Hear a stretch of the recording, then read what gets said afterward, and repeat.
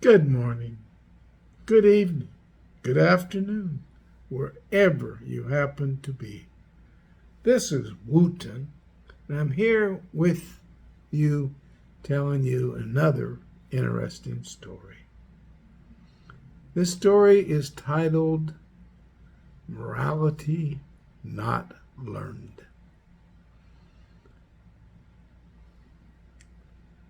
Daniel was a businessman, but his business wasn't quite legal.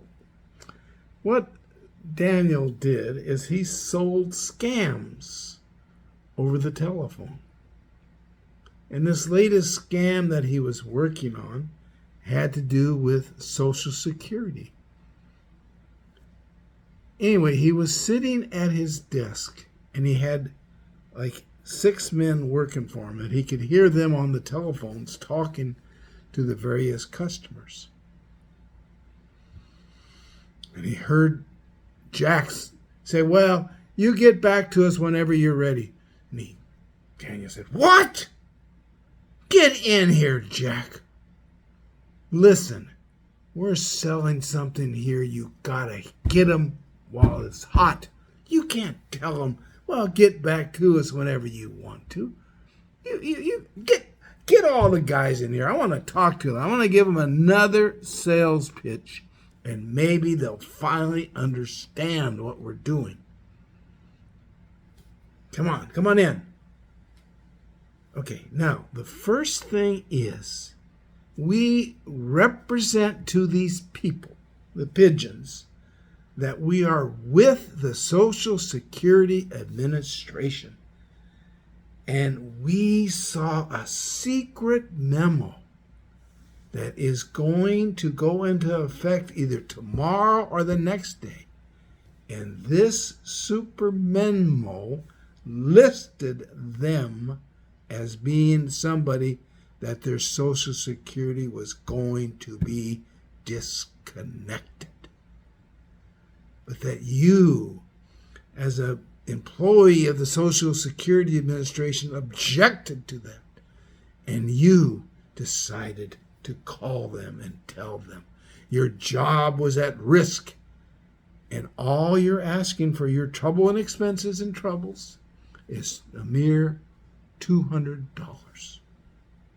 Now you got to get the fear into them. Now don't forget, these lists that we're calling, and it cost me money to get this list. These are people who are just living on Social Security. So when you say to them, if next month your Social Security check ceased, how would you pay your rent?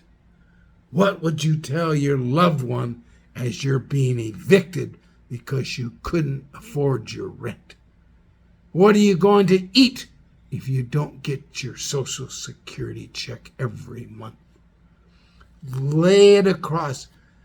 And then when they kind of hesitate what they're doing, hit them with, listen, this letter is going to go in effect tomorrow or the next day. I can't do anything to help you if it goes into effect. Right now, I can eliminate your name and they won't know it.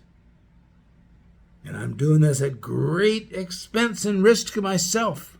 But I'm willing to do it because I feel it's wrong what the Social Security Administration is doing. So get the fear across.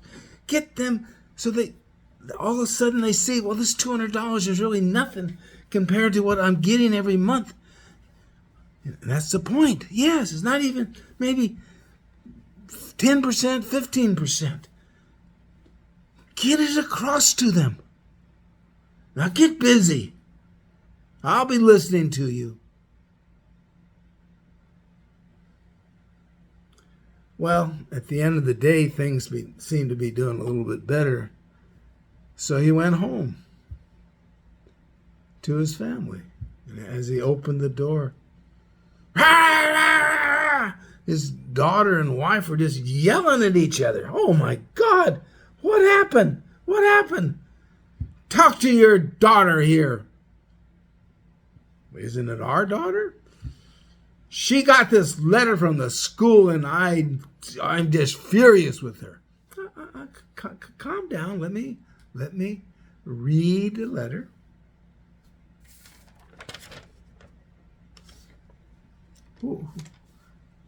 What is it? The school wants to talk to you about a test you got an F in? Yeah, Dad, it was all that damn Mabel. She did it. She didn't call me when she's going to be sick. What does Mabel have to do with it? Well, you see, I was copying off of Mabel's papers and getting A's. And then she didn't show up, and I had to take the test again, or another test, and I got an F. That's why the school wants to see me. Well, honey, you're going to school to learn. You can't cheat. How are you going to learn anything if you cheat? Mom told me what kind of work you do, and you've always told us the end justifies the mean. Well, yeah, I may have said things, and I may do different things, but the important thing now is your education. Honey, you've got to learn. You won't help yourself if you cheat off of Mabel. Later on in life, when you need the information that you were studying here, and I think this was math, I thought I saw there, you're going to need math. You know, it's very important. That night, he went to bed and he couldn't sleep. He tossed and turned and said, God, here I am, cheating people, and now my daughter is using it to justify her cheating in school. How can I keep doing this?